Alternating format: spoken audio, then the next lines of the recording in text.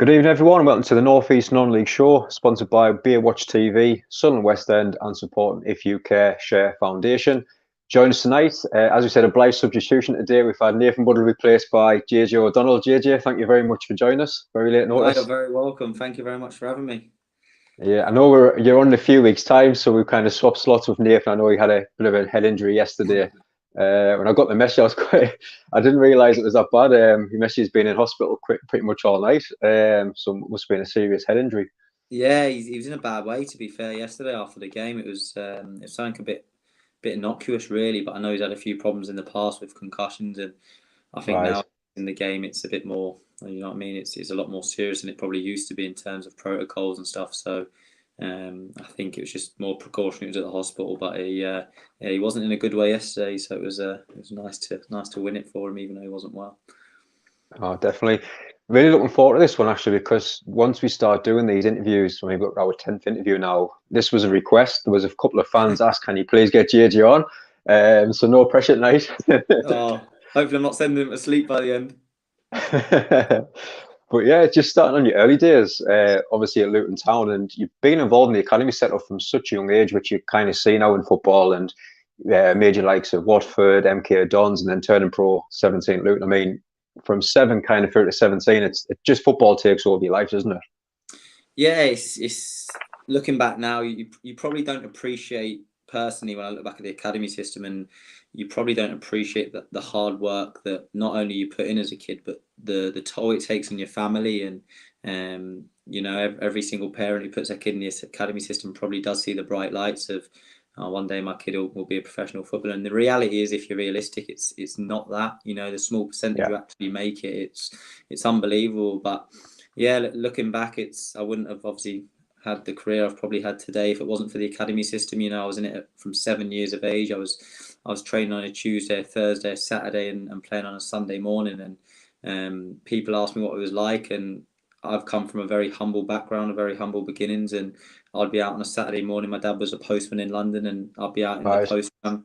I'd be out in the post van with my dad at 6 o'clock on a Saturday morning, delivering letters around North London, just so he could get me to training at Watford for 8 o'clock.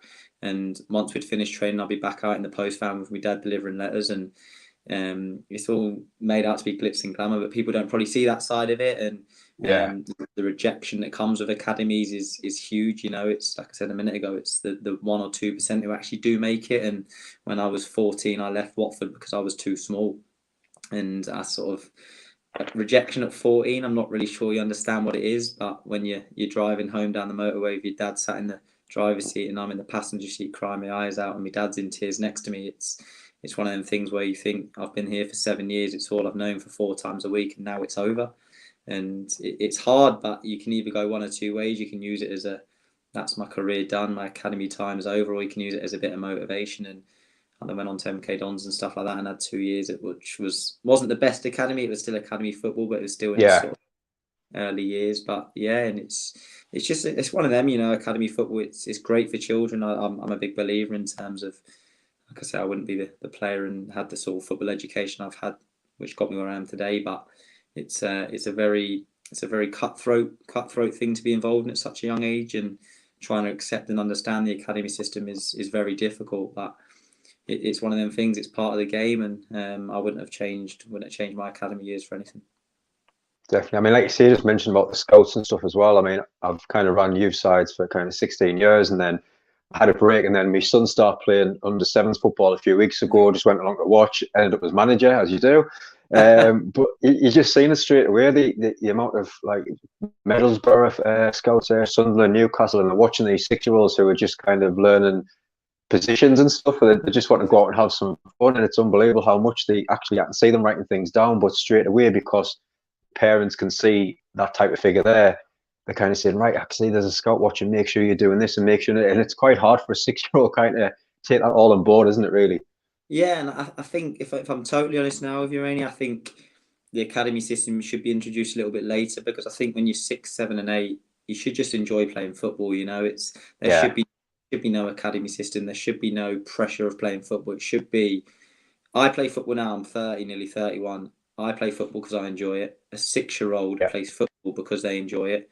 there should be no pressure of you're going to go and play for this academy, you're going to play for this. They need to just have a ball at their feet with a smile on their face, playing with their friends and enjoying kicking a football around. If they're going to be a footballer, they're going to be a footballer when they're 10 and 11. Yeah. They're going to still get as much enjoyment out of their Sunday league and grassroots as they would at an academy. Don't get me wrong, fair enough. I understand the academy coaches may be better.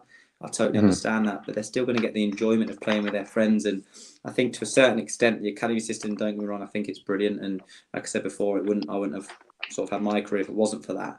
But I think there's got to be a certain age where kids can go into that and actually enjoy playing football first and have the fun factor of football. And because ultimately you play because you enjoy it. And that's it, isn't it? Yeah. If you're signed at 7 and released at 8, are you going to really think, well, I did enjoy that? It's one of them. It's a topic you could speak about all day. But personally, in my opinion, I believe that the academy system should maybe start under 10s, under 11s, and then let the kids just enjoy their first few years of football. Yeah, I totally agree. I mean, yourself as well, turning pro at such a young age, 17, at Luton, spent over 5 years there. Did you enjoy your time at Luton? Yeah, it was surreal, to be honest, really.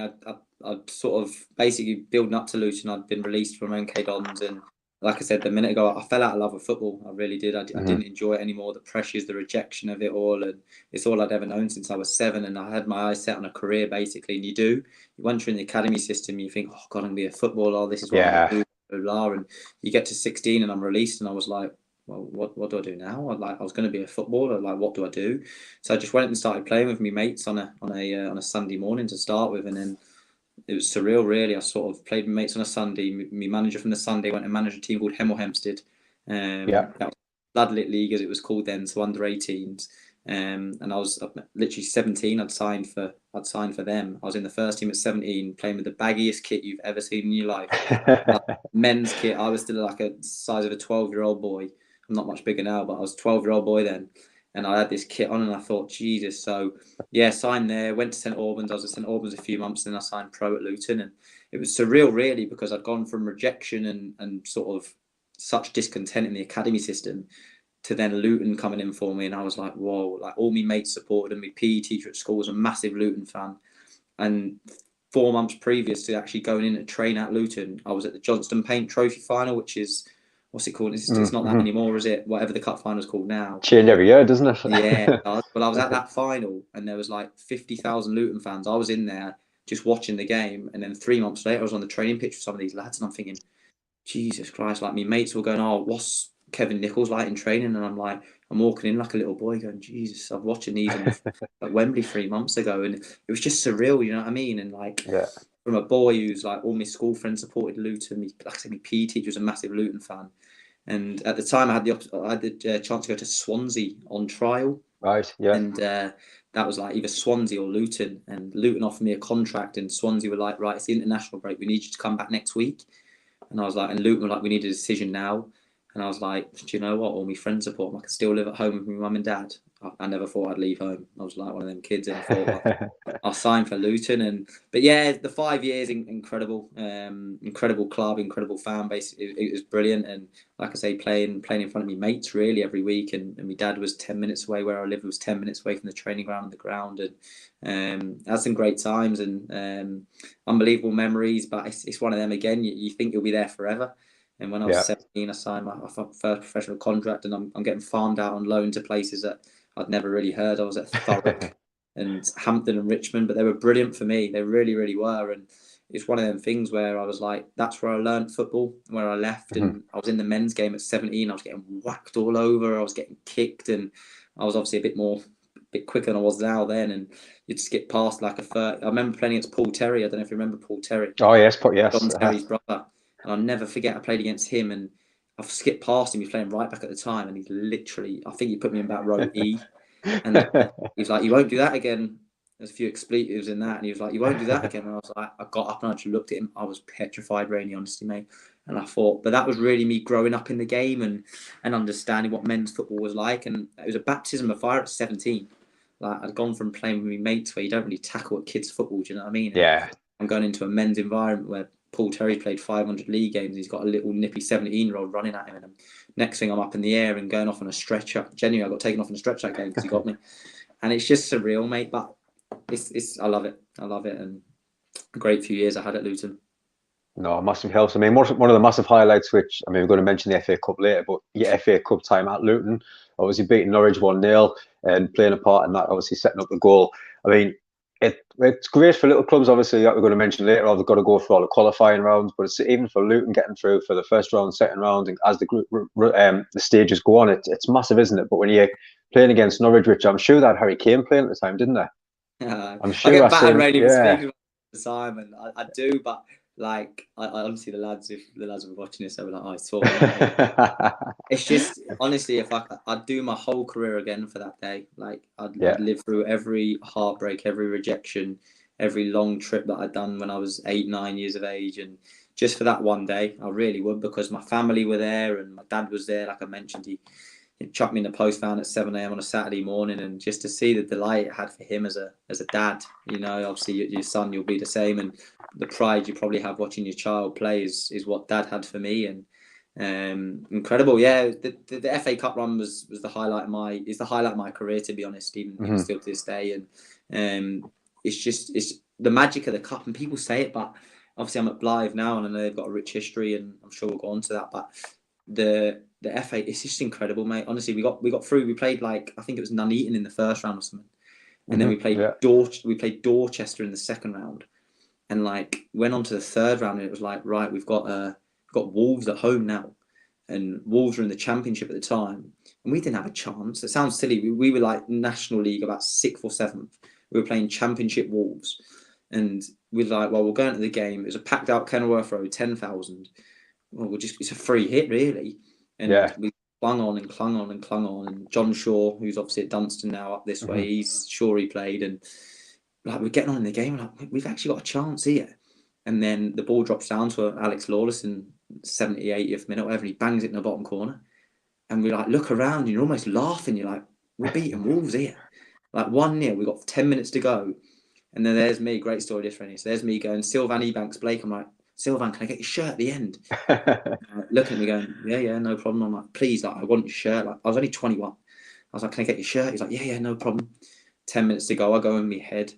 Vladimir Peshko for Wolves goes to volley it. I go to head it. I get there just before him. Knocked out, unconscious in hospital. I wake up in hospital like this. It's there to say I didn't get Ebanks Blake's shirt. Like, out for 10 days. Bloody nose. But we beat Wolves, and then it was mental. And I never forget, we watched the draw on the Monday, watched it together. There was Man United, Man City, Arsenal, Millwall, Blackburn, ourselves. Who else was in? There was a few others. Norwich away. And no disrespect, it was a Premier League club, we got that. But when you've got Arsenal in there, Man City and Man United, you're thinking, oh, come on then. Norwich away. But again, we went and we had no chance. We had no chance. And you go into it, and it's a free hit. And do you know what I mean? We're expected to get 4 or 5. And it's similar to Wolves. We just stuck in it. We stuck in, and I was on the bench, and you're itching to get on. And I get put on, and I set the goal up. And I've always said, I've probably said this story a million times, if I could have had a camcorder on my shoulder for 10 seconds of my career, it would have been when I crossed the ball and ran over to the supporters. Just to see it, and knowing it gets me emotional, really, but knowing my dad was in there and my family was in there, and just to relive that 10 seconds of my life again, and just for people to see what I seen. And as a young boy dreaming of playing, I grew up sort of 10 minutes from Wembley Stadium, and I always dreamt of having big games like that, and to actually fulfill a dream. And it's what kids dream of. And like I said, when you face with that rejection as a kid and the hard times and stuff like that, I'd have done it all over again just for them, for that 20 minutes I was on the pitch. I really would. No, amazing. Like you say, you beat Wolves, you beat Norwich, and then finally obviously do get knocked out 3-0 at Millwall. Was the lads kind of gutted, obviously beating the type of teams like Wolves, Norwich, then go down to get a 3-0 defeat? Was it guttering after the game? Yeah, do you know what? There's me saying, obviously, we felt like Wolves and Norwich were free hits, and then when we beat both, it was a case of, do you know what? We can actually beat these. Yeah, and definitely. It was one of them where it wasn't obviously a bad thing, but we probably went into it on the back of 2 big free hits, and we didn't really feel the pressure because we were still 4 leagues below Millwall, and we went into it, and it was. I don't know if you know the history between Luton and Millwall. It was all years and years ago, but there was a lot of animosity, and Millwall come to Luton and smash the ground up, and it was a lot of focus on that at the time. And we went into the game, and of all my career, when I stood in the tunnel that day, Rainey, against Millwall, it's the most electric atmosphere I've ever felt. I was walking out, and I was still a 21-year-old boy, and I just thought, and I never forget, I went over to take my first corner, and it's mad. I had I had 1 yard to run up. I had 3 policemen stood around me, literally stood around me, and it was right in front of the Millwall fans. I was getting coins pelted at me. I was literally like cowering. I was getting, honestly, the abuse I was getting about me mum, me sister. I don't even have a sister. Like, I was getting pelters. And I just thought to myself, Jesus. Bear in mind, I put the cross straight into the goalkeeper's hands. I was that scared, but stuff like that, and you just think, and our centre back had a nightmare. We lost 3-0, and he gave away 3 goals, and it was. But it's one of them, you know. I look back on it, and the FA Cup was an incredible run. It was an incredible run, and I was thankful, obviously, with Gateshead, we got to the 3rd round against West Brom, and yeah. It's an incredible competition, mate, and it just gives lower league teams and lower league supporters and lower league players the chance to feel what it's like to be a top flight player and play in top flight atmospheres. And you know, it's like everyone loves a cup upset, don't they? And it's it's amazing, isn't it? Yeah, great. Yeah. So, but no, it was great. In the FA Cup is best competition in the world, mate. It really is. Excellent. Lots watching already. Thank you very much if you are tuning in. John, evening, mate. Thank you for watching. Geordie, evening, Reedy and JJ. And Dan, Mr. Swartcroft, well done for yesterday from the Green Army. I know there's a lot tuning in tonight. Definitely going to get on to Blyth very shortly. But again, everyone, thank you so much for watching, and the comments for the video vlog that we did down in the Northern League game, Sunderland versus Brandon yesterday. Really appreciate your support at the moment. Really, really good. If you haven't already, please hit that subscribe button. It really does help us grow as well. But just getting back to yourself, JJ, I mean, the next move was Gateshead. You joined in 2014 on loan and then turned permanent. How did that kind of all come around? It must have been quite a big move from London up to the northeast at the time.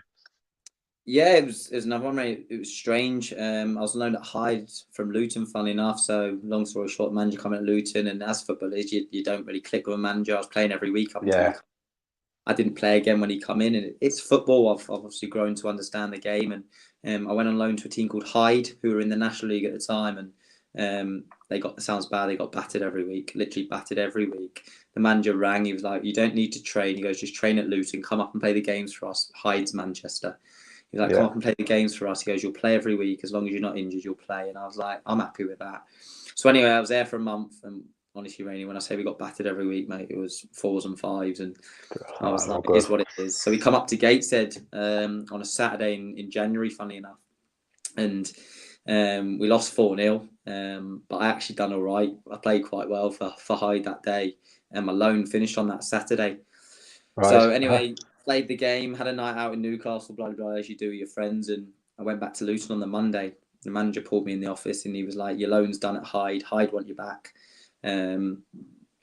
But we've had Gary Mills on the phone from Gateshead." He's like, and the manager at the time, he goes, "You must have done all right because you lost 4-0, but he wants you to go to Gateshead."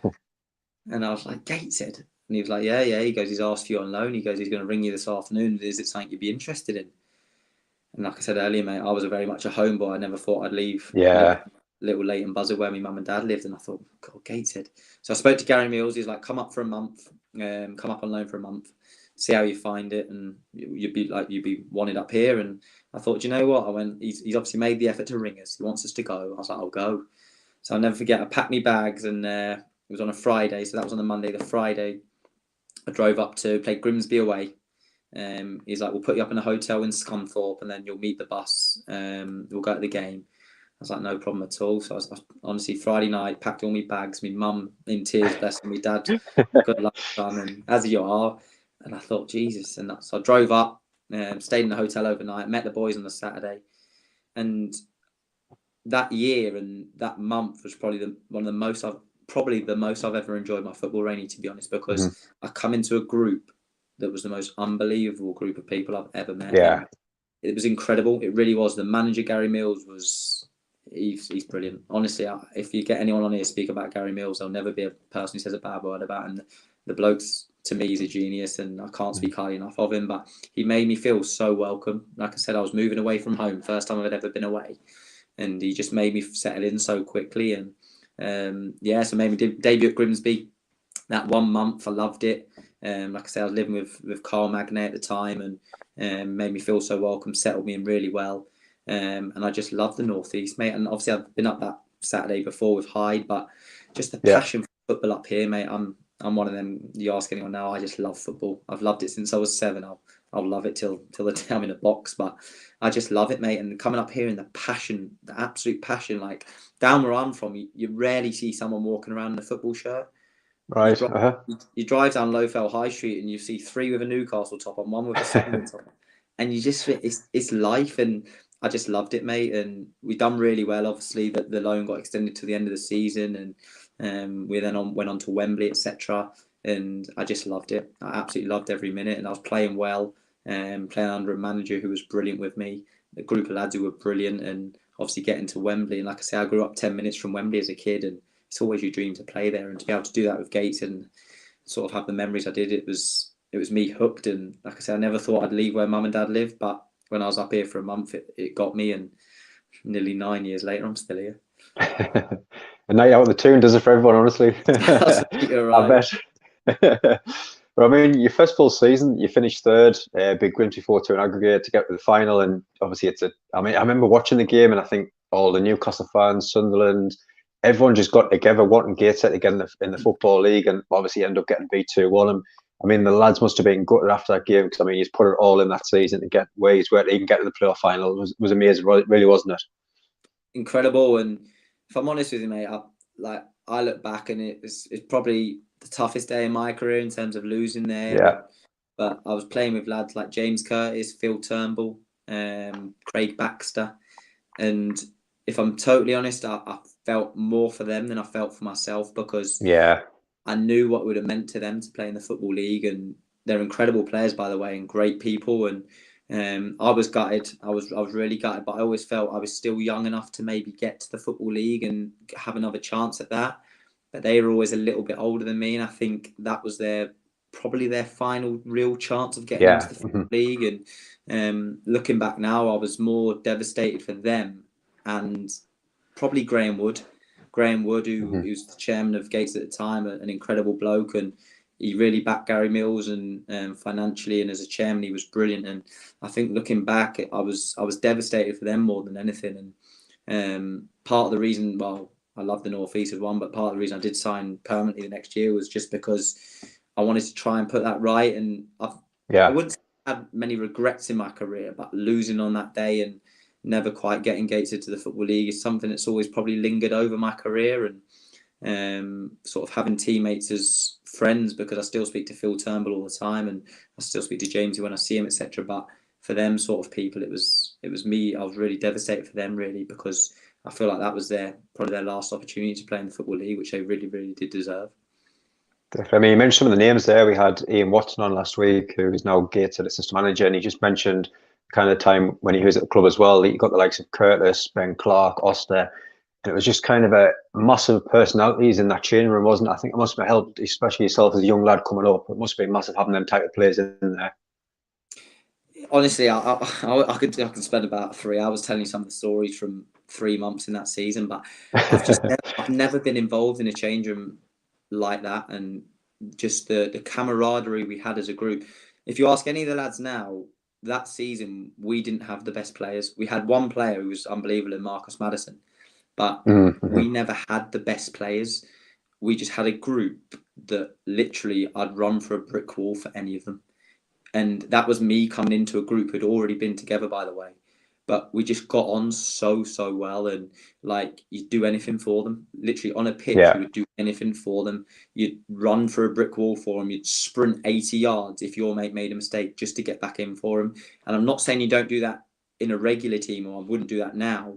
But when they're your mates and like genuine friends, like we had Jamie Chandler's wedding a few years ago, and there's about 5 or 6 of us at that wedding. Friends. And it was like, it's just a little bit different. And I'm sure people and players who watch this or have played in change rooms where it's that little bit different. And that season, it was that little bit different, that we just had that camaraderie and togetherness. And I think, to be honest, I was an outsider. I was a Cockney coming into a Geordie changing room, and they just made me feel one of them, and they made me feel so welcome. And that's what I love the most about it. And that's what got us doing so well. It really did. And that's what got us to Wembley.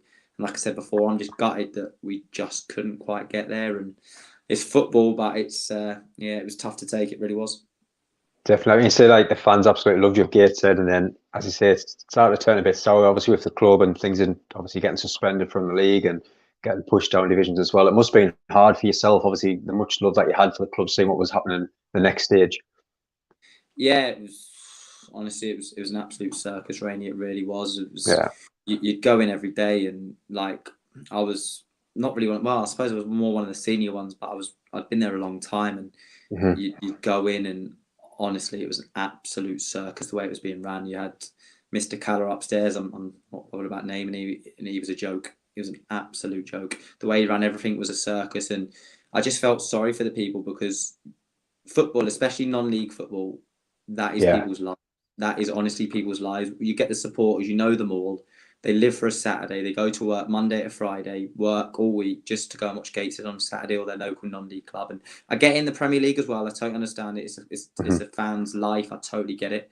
But non-league, I think because they're less numbers, you get to know them personally. And a lot of people live for their non-league club, and to see what he was doing to the club and how he was affecting people's lives and moods, and he was just dragging the club down until, to be honest, it was going to go extinct and it was going to go totally. And for what it had given me over the years, it was really hard to see, and we just didn't see a way out. To be honest with you, I didn't see a way out for the club Yeah. unless someone could come in, and he was literally draining the club day by day, and you'd walk in, and every single day, honestly, would be a circus for a different reason. Like I got paid, for example, one day. Like he goes, "Oh, JJ, can you come up the tunnel at half time?" I was on the bench. I was like, "Can I come up the tunnel at half time?" He's like, "Yeah, can you come up the tunnel at half time?" And I was like, "Yeah, yeah, why?" Walked up the tunnel. He gave me some of my wages in a cash in a brown envelope, and I was like, "What is going on here?" And that was Yeah. just Crazy, isn't it? stories, Rainy. That was how we ran the club, and it was an absolute circus. And it was the demise of the place was just getting worse and worse and worse every single day. And thankfully, obviously, the club come in and they rescued it. But just to see how he dragged it down and dragged the whole place down, it was heartbreaking. But thankfully, obviously, something come good of it in the end, and obviously Neil and that took over, and the gates had sold, etc. So the club was saved, which was brilliant. But it's just mad to see, to be honest with you, how people like can even be involved in football clubs in the first place. And you look at all these other clubs around the country that go out of business. It's just incredible Yeah. these people let into football clubs and able to ruin them with no sort of care or consideration for the history or the people who've supported these clubs their whole lives. No, it really is. I mean, like you see, I spend a lot of time looking through kind of the non-league stuff, and I search for all the websites every weekend just to see kind of what the news is, and I absolutely love it. But I always remember kind of looking at Gateshead, and at that time, I'm sure there was one point where you had 3 members of staff left. One Yeah. being yourself, I think it is. I mean, at one point, weren't you kitman at one point, if I remember rightly? Yeah, so Because I was kit man for a few years, and there was me, Scotty Barrow, who was left, and I think that might have been it. I think that might have literally been the two of us, and I got an email saying I was being sacked. I don't know what I was getting sacked for. He put in some writing, that some fancy writing, I was getting sacked, so I got sacked. And it was only Scotty Barrow left, so we had one player going into the new season, and it was wow, just honestly, you'd go in and he tried to sleep in the stadium and that. So like he didn't have anywhere to stay, so we tried to like sleep in the stadium. And they had to kick him out, and you just be like, I'm going in here, and like I had a van to do the kit. I turned up one day. All right, JJ, just let you know, we sold the van. oh, You oh sold yeah, the van. Well, how do you want me to do the kit then? He's like, oh, I don't know. We'll have to find a way. He goes, oh, we needed to pay for the coach for an away game to Maidenhead or something, so we had to sell the van. And I'm thinking, this bloke's in charge of a football club here, and he's going on like it. And honestly, I could tell you a million and one of them yeah, stories I bet. about how he ran a football club, but it's just how they let into football clubs and how they pass this fit and proper persons test is beyond me. But they somehow find a way to get away with it. Yeah, I remember, like you say, the last game you played it. I remember reading all about it and stuff. Yeah, like it was pretty much tears in your eyes, wasn't it? Kind of what's happened from the love at the start and to see how it ended. It was kind of hard for yourself, wasn't it? Oh, incredibly so, because I felt that it was over in terms of Yeah. the club was going to go, and I really, really did, because I just didn't see a way out. I didn't see who was going to come and save it. I didn't see who financially, because in theory they had to buy Keller out, really, because it was his Hmm. club. He could sell it for Yeah. 5 million if that's what he wanted for it. And I Hmm. just didn't see how there was a way out and how someone could financially come and get it. And it was just so sad, mate, because I was sad for myself because I was going. I genuinely felt like I was going, but like I said before, I was sad for the people that is their livelihood. That is their life, going to watch a game of football on Saturday. And when you've supported your club, you get people who supported Gateshead, Rennie, for 30, 40, 50 Oh, years. it's it. Yeah. And that's their livelihood. And they remember going as a young boy on the terraces to maybe bringing their children, to bringing their grandchildren, and to then maybe not have a club the following day. It's unbelievable. But thankfully, the club overcome it, and obviously it's doing well now, which is great. No, definitely. A couple of comments there as well. Godfrey Prince asking, you're named after JJ Kocher by any chance? I wish I was half as good Oh, as him. cracking player. No, some player, wasn't he? And Stephen, my right hand man, he couldn't get out tonight, but even lads, apologise for missing the short night. Thank you, JJ, for stepping in at short notice as well. And getting on to the Blyth days now, obviously, again, in a loan spell before turning permanent again. Was at that time, do you think, was kind of a fresh start and you just kind of want to get out there and hit the ground running? Yeah, definitely. And I think, like you said, in football, all things come to an end. And obviously, Mike coming at Gateshead, and he's done an unbelievable job. Do you know what I mean? Oh, At yeah. Gateshead. And, I just didn't. I sort of had my time, and it's not even me and Mike didn't get on. He see things different to how I see him, and that's football. And like I say, I'm old enough now, and but yeah, I left, and obviously I went to Blyth on loan, but I'm one of them. Really, I missed 3 years injured and stuff, and like now it's all about just playing for me, and I just love playing. Like I said before, I just love football. I love playing football. It's a passion for me, and to be able to, when I was at Gateshead towards the end, I was sitting on the bench, and I understand it's the game, and Mike picked the team who he thought was best, and I totally appreciated that, but that just wasn't for me. I just wanted to play football, to be honest, and just be out there every week, being on the pitch every week, and just enjoying kicking a ball around. And Michael Nelson was the manager at the time, and he said he'd take us on loan, which was great. So obviously went there on loan, and then with COVID and everything, it was a bit of a nightmare. And but the following season, obviously I went there, and I've loved it. I've loved every single minute of it.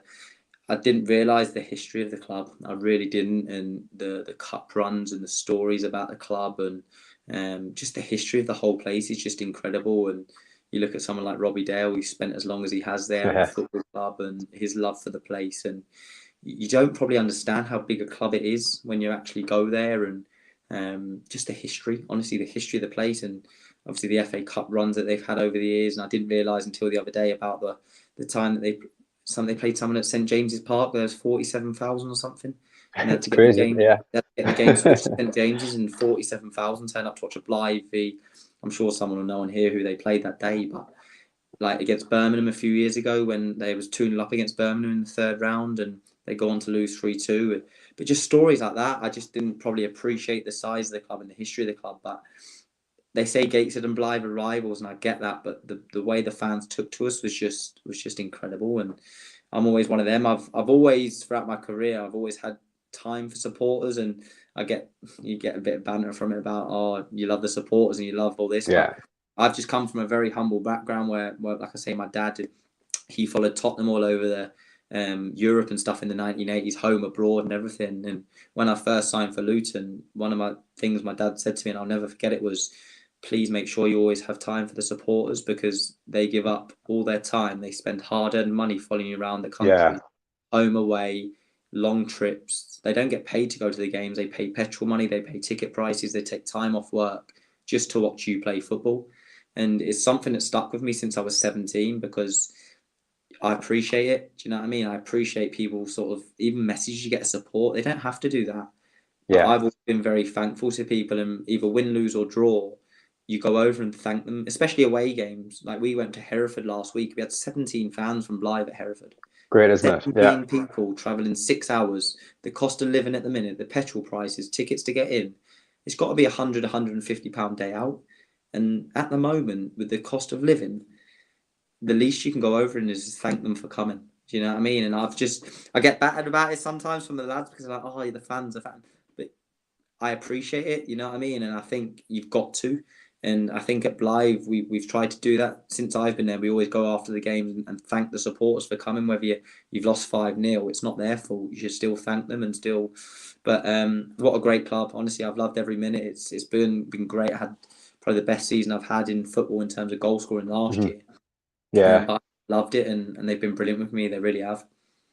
I mean, one of the highlights, I mean, as myself as a Newcastle fan, I mean, luckily played twice at St James Park, a couple of trial games, but I was a bit younger. But Yourself obviously playing last season, winning 3-2 in the Northumberland Cup against the under-23s. I mean, just going into St James's Park, you kind of walk out and you look around, it's absolutely massive, isn't it? It's like a theatre, and to go out and win a trophy at St James's Park, which I hope we get to see one day as a Newcastle fan, but that must have been a great night for yourself. Amazing, yeah, it really was. It was. I've always wanted to play there. Like since I've been up here, like the Durham Challenge Cup isn't played. Obviously, I think it might be at Sunderland once, but it's been at like not as great places when I was at Gateshead. Yeah. But as soon as I signed for Blyth, they said like, oh, the Northumberland Senior Cup's always at St James's. And it's one of them cups where you think, if it's Northumberland Senior Cup, is anyone really bothered? But last year, I was really bothered, me. Like, we played Morpeth, and I thought, I want to win here. Like, I really want to win. And just to go out there and, like, to go out and I know it was 3,000 there, but to play on a pitch like that, to walk out the tunnel, to sit in the change room, the away change room, where many of great players have sat and just experienced that, it was amazing. And when you're in a final, I don't care what final it is. I don't care if it's the Sunday morning cup final. You want to win. Do you know what I mean? Definitely, 100%. You go into a finals, even in that, you don't remember it if you lose.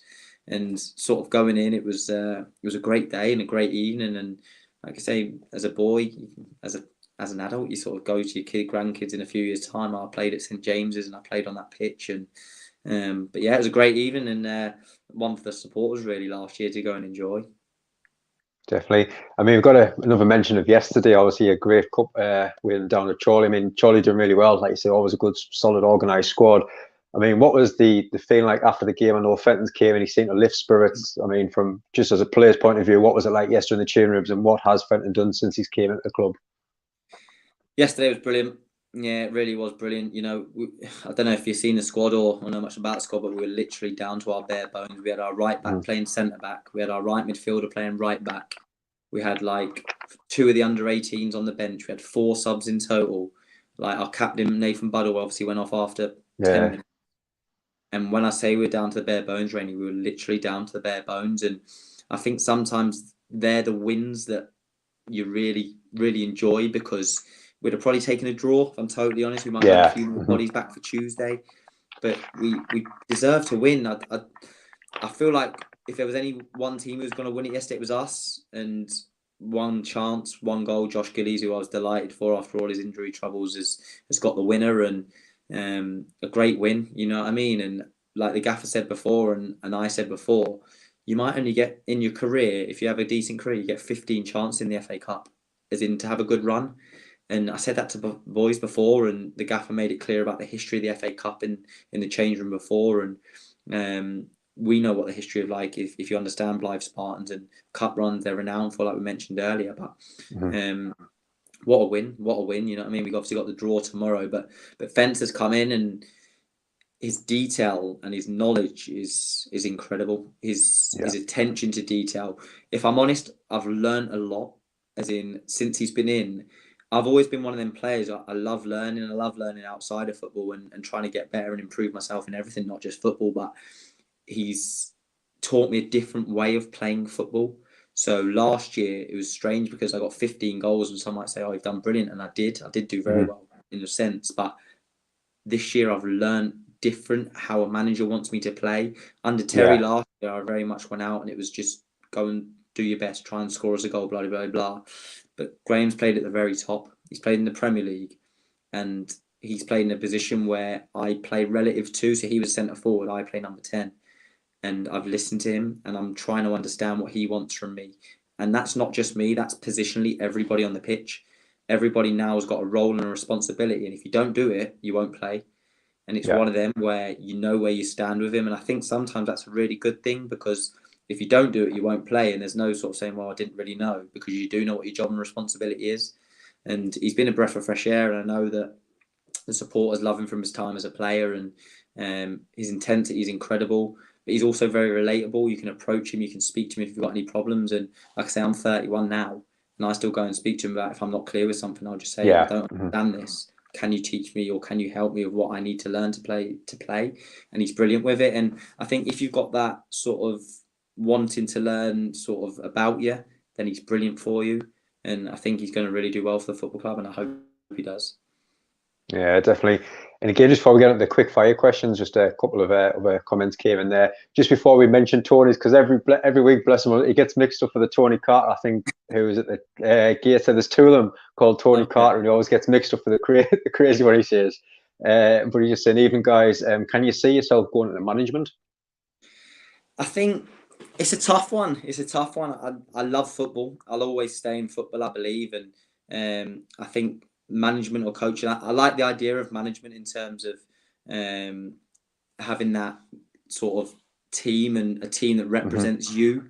I think Graham Fenton's very big on it. I think you send a team out that represents you and your style of play. And I think ultimately one day I will go into management, and I've just got a passion for football, and I've got a coaching thing now where I love working with the kids. So would it be management? Would it maybe be an academy system where I go and work with the younger kids? Because I love working with the kids we coach now. But ultimately, you can't beat that feeling of a 3 points. And as a player, when you come off and you've put your blood, sweat and tears into a performance and you've got 3 points, there's no better feeling. And I think when I finish playing, I think naturally I'll still want that buzz of the 3 points come 5 o'clock. And naturally, I think management will be that route. So never say never, but I think ultimately I'll stay in the game, and hopefully management will be the way that keeps me in the game.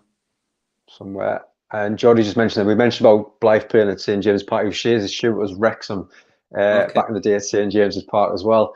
And Godfrey just mentioned Josh Giles, dead ball specialist, and Fenton's attention to detail is legendary. Like you say, he's building good stuff down there at Blyth. But now on to the bit I love the best is the quick fire questions. Puts them under a lot of pressure. So question one, who is the best manager that you've worked under? Gary Mills, without a doubt. Mills. Absolute God. I said before, he was genuinely, Rainey, when I went out on that pitch, I felt like Lionel Messi. And you might think that's stupid, you might think it's unbelievable, but he made you feel like he was the best player in the world. And to this day, I don't think he'll ever be topped. Amazing. Best teammate that you've played with? As a player or as a person? As a player, yeah. Over your clubs that you've played for, yeah. Marcus Maddison. I feel a bit not disappointed because it's not me, but he should have played at the very top. He should have comfortably played at the very top. His ability was incredible, absolutely incredible ability-wise. But I feel maybe it's not right for me to say, but I feel like he's wasted his career in the way he's gone on, and it sounds poor, but his ability-wise, I've never seen an ability like that or played with someone with as much talent as Marcus Maddison had. And personally, I think he should have played at the very top. Definitely. Best opposition player that you've played against, the hardest person that you came up against? I feel like I'm named, Harry Kane, if you say in that aspect, Harry Kane. But individually, player that I've played against, probably the best and most demanding player I've seen on a football pitch is probably Fabian Delph. So we played against Delph in a pre-season game when I was at Luton against Aston Villa, and that was pre-season, and the demand and his work ethic, etc., was incredible. And you can see why they play at the top, them players, because players look at it as a pre-season game. He was treating it like a World Cup final. So in that aspect, probably Fabian Delph. Best footballer moment? Carrow Road, Norwich away, 2013. Amazing. And final one, funniest football moment, could be changing rooms, team buses. And don't worry about any swear. You can put the swearing in if you want. Oh God, I've got a couple, to be fair. Oh Jesus, best moment. I'll go with this one. So we had a Christmas team night out. It's a bit of a story, this Rainy, but it's brilliant. So we had a Christmas team night out, Bristol. We played Bristol Rovers when I was at Gateshead, and we stayed over in Bristol for our team Christmas party. So we stayed in this like decent-ish hotel, and there's a player called Danny Wright who was a striker for us. And when I say he was quiet and placid, he didn't really say much. He kept himself to himself. When he had a drink, I've never seen anything like him. So he was on this team night out, and I'll tell you the shorter version of the story. So we had this team night out, had a table with all our drinks on, and he was steaming. He was like, "Oh, Jay, watch this." And I was like, "Oh, what, mate? What?" He's ran up, Rainy, and 2-footed the whole table. The drinks have gone everywhere. We've been kicked out anyway. We've all been kicked out. Went back to the hotel and slept on it. Anyway, next morning, woke up, the Christmas tree in the foyer's in half. We was like, what has gone on there? Danny Wright's been kicked out of the hotel because he's 2 foot the Christmas tree. Anyway, it gets better. Next day, they was like, right, you can come back in the hotel. Please don't mess around, blah, blah, blah. We've been drinking all day. Come back to get changed on the night. We're all out having a power nap, if you like, before we go out. Knock on the door. I'm rooming with John Shaw at the time. Right, lads, you're going to have to leave. You're kicked out of the hotel. I was like, kicked out of the hotel?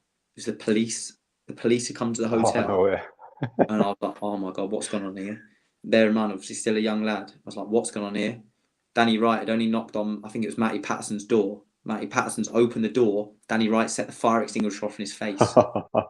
Covered his room with his phone. Anyway, the hotel kicked off. We've been kicked out of the hotel. We've had to thank Danny Wright. We've all had to fork out 120 quid per room to get a new hotel room overnight.